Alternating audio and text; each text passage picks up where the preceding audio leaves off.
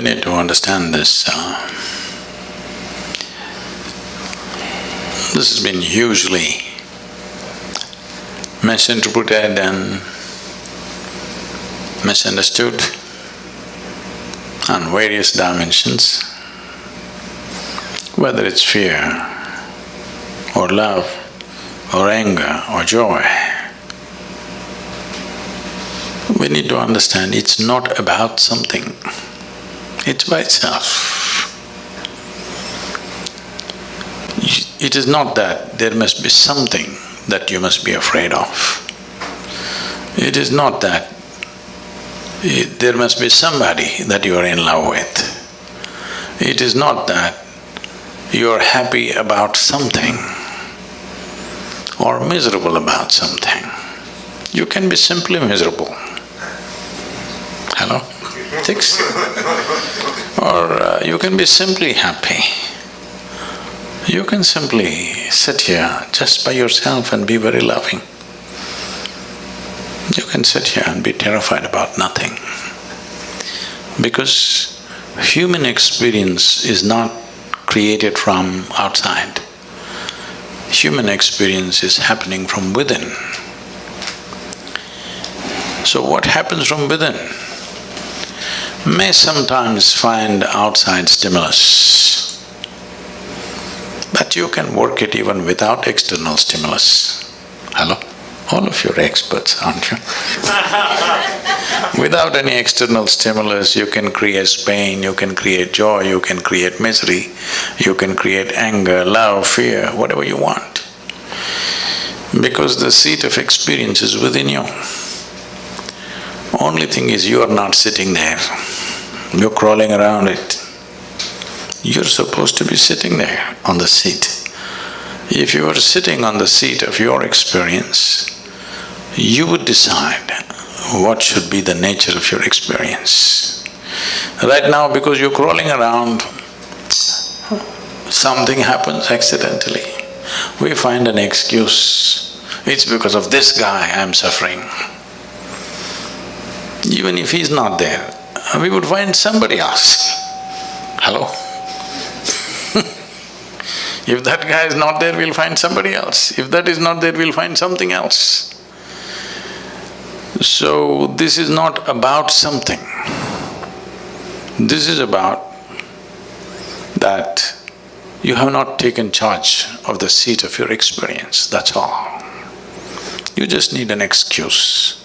And the world will, of course, the world is quite enthusiastic about providing you the excuses. It will.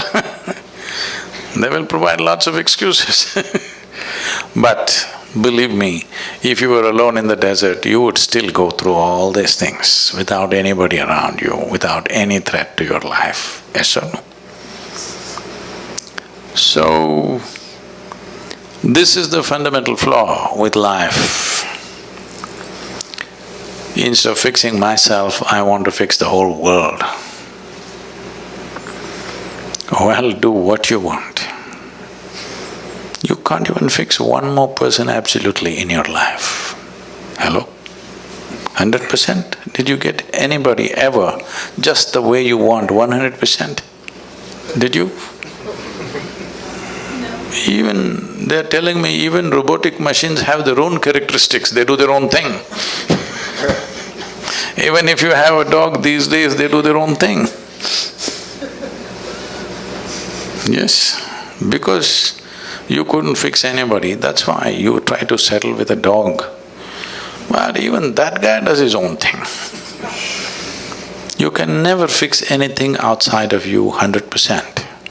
If at all, if you're looking for that kind of success, 100%, you can only try with this guy. Try anybody else, you will fail. Yes or no? Hello? Try anybody, you will definitely fail. There's only one. This one, you could do him 100% the way you want. If you manage this one the way you want, where is the question of fear, suffering, misery, all this? This is not because of situations. This is because of the state we are in. because no investment has been made for the being. First of all, we must decide, are we human beings or are we human creatures? The difference between a creature and a being is, a creature is a consequence of compulsive reactions to everything around us. That's a creature. A being means you know how to be. If you knew how to be, would you be blissed out? Or would you make yourself fearful or miserable or what? What's your choice? You must choose. I'm going to bless you just now.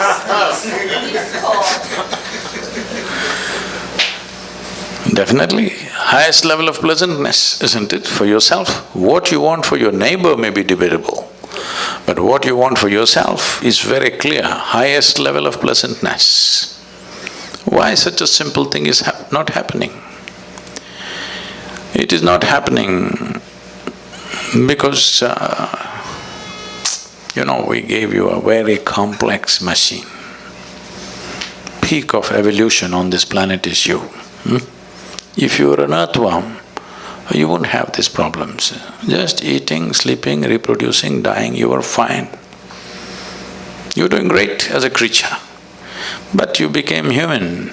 Now it's a very complex machine. But you don't even bother to read the user's manual. Simply somehow you want to do it. Such a complex machine, if you try to do it somehow, accidentally, oh, it will cause much pain. Unable to bear pain, most people have given up on joy and moving towards pleasure. You must understand this. The need for entertainment and pleasure in the world has increased simply because there's no joy. If really human beings were joyful, they would not need so much entertainment and pleasure in their life. Pleasure becomes a compulsion when there is no joyfulness, and if you don't cause pleasure with something or the other, pain is just waiting in the background, just there. So, fear is not about something. Fear is just your inability to manage your thoughts. They are running away ahead of you. Fear is always about something that's yet to happen, isn't it? Yes. So that means you're suffering something that does not exist. If you suffer something that does not exist, there are medically very bad terms for that. It's not about one human being, it's just literally 99% of the human population is in this condition. Different levels maybe, but 99% of the human population is in this condition. They are suffering things which do not exist. What happened 10 years ago, they still suffer. What may happen day after tomorrow, they already suffer. What happened 10 years ago does not exist right now. What may happen day after tomorrow does not exist right now. But things that don't exist, they suffer simply because two major faculties that you have which sets you apart distinctly from other creatures is, you have a very vivid sense of memory and a fantastic sense of imagination. These two faculties, which are the best things you have, this is what most human beings are suffering. They are suffering their memory and they are suffering their imagination. These are the greatest tools you have. So, what should have been the most fantastic well-being? When I say well-being, you know Charles Darwin, that guy, the English guy? Hello? He said, all of you were monkeys, not me. That all of you were monkeys and you became human. So, essentially, on this planet, you're the peak of evolution. You agree with me or no? Yes. So, if you are the peak of evolution, that means you have come with the highest level of faculties. Because there are so many possibilities of being human, because your life is not fixed like that of a creature. When I say not fixed like a creature, for every other creature, nature has drawn two lines within which they live and die. The reason why an animal's life looks so much simpler and better is because there are no possibilities. So what human beings are suffering is their possibilities. If you destroy the possibilities, you will also be fine. If you want, we can have a portion of your brain removed. You will be so peaceful, you will not know fear, you will not know suffering, you will not know anxiety, you will not know nothing. Yes. All we have to do is take away the possibilities. With the possibilities, the problems are also gone. So right now the problem is the fantastic possibilities that have been invested in us. So to take away the possibilities, either we can remove your brain or we can soak it in whiskey. Both ways you can do it. You take away the faculties, then you're okay. So,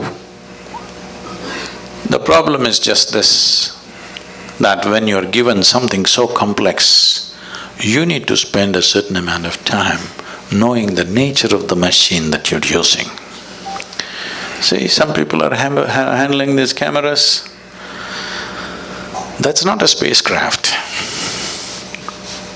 Just simple enough machine. But I'm sure these guys have spent years trying to know it the best. Just any of you get there and do it, what'll happen out of it? Just see a simple machine like a camera. Yes or no? Somebody invested their life. The better they know it, the better they use it. Is it so? Hello? Yes. Why is that not true with this? The better you know this, the better you use it, isn't it? So if you know it really well, people say you're realized. But I think most of us, especially when we come to the level which we're acknowledging of you, that we all have the urge to improve ourselves. No, they should not improve themselves. Why? Because fear also may improve, misery also may improve. It's happening to a lot of people. See, why did we invent this idea of education? 20-25 years of investment of life. Nearly 1/3 of effective human life is invested in school and college for most people. So tell me, are educated people more joyful and fantastic compared to uneducated people?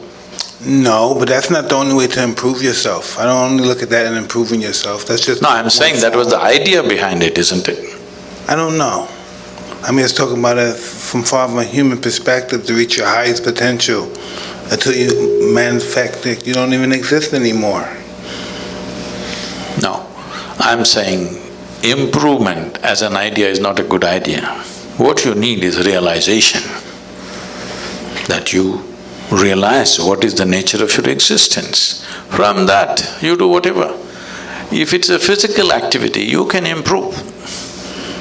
You can improve how you're doing something in the world, but you cannot improve this one. It's a fake thing.